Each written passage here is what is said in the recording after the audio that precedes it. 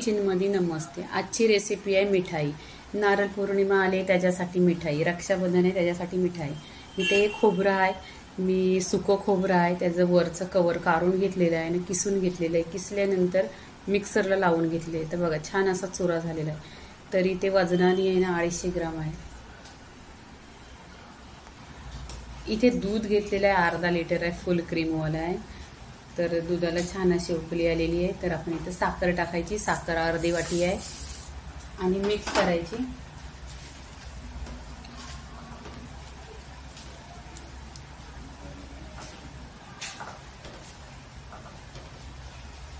इथे नारळाचा चुरा टाकायचा.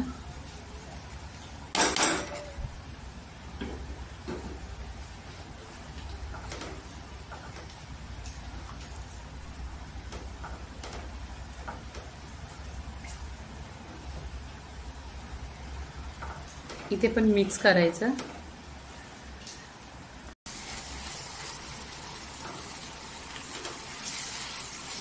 इथे बघा दुधामध्ये खोबरा मिक्स झालेला आहे. अजून 2 ते 3 मिनिटं लागते मिठाई व्हायला. इथे पूर्णपणे झालेली आहे बघा. इथे आहे ना वेलची पूड टाकायची. 1 चमचा टाकलेली आहे.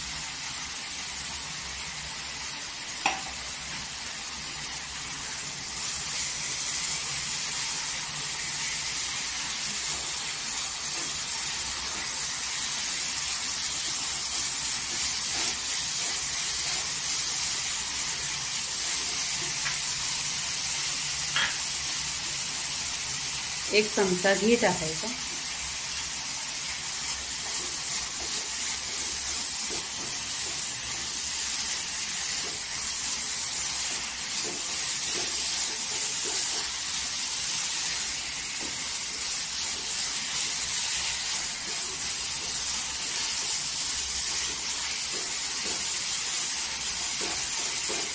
इथे पूर्णपणे झालेली आहे. तर काय करायचं, प्लेटमध्ये काढून घ्यायची.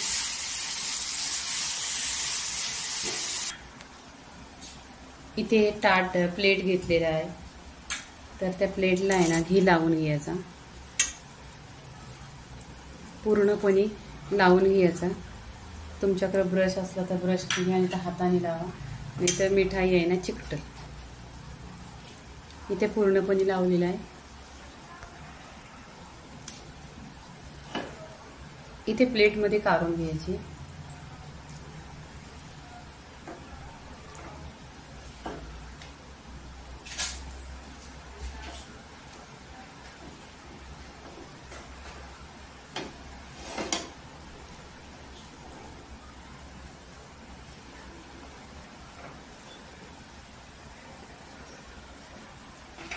अशी पसरवून घ्यायची प्लेटमध्ये. तुम्हाला जशा वड्या पारायच्या आहेत, पातळ पाहिजे पातळ.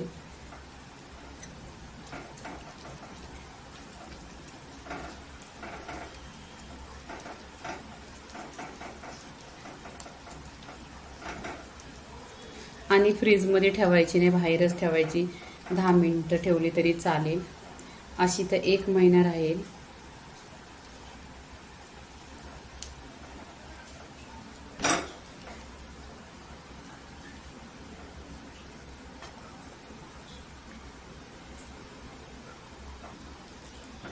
इथे बघा पूर्णपणे झालेली आहे. तर आपण एक अर्धा तास आहे ना बाहेर ठेवायची.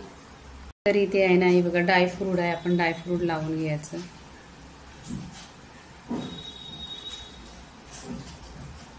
तुमच्याकडे जे ड्रायफ्रूट असतील ते घ्या.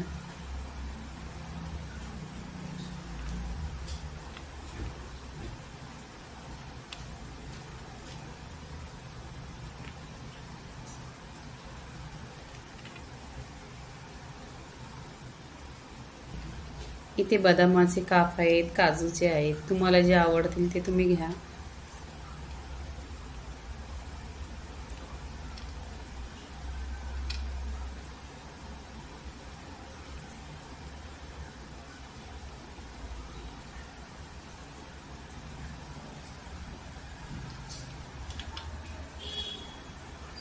इथे पिस्ता आहेत.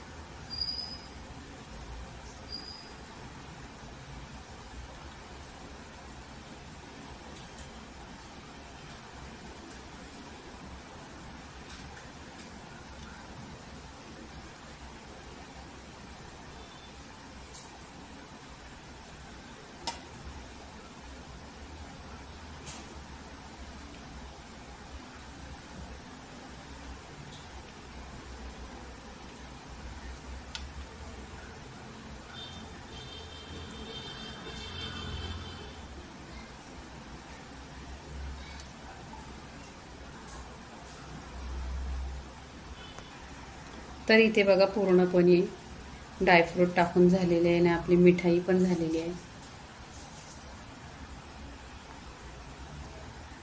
तर रक्षाबंधनची मिठाई, नारळाची मिठाई झालेली आहे. लाईक करा, शेअर करा, सबस्क्राईब करा आणि नेहमीच खात राहा. धन्यवाद.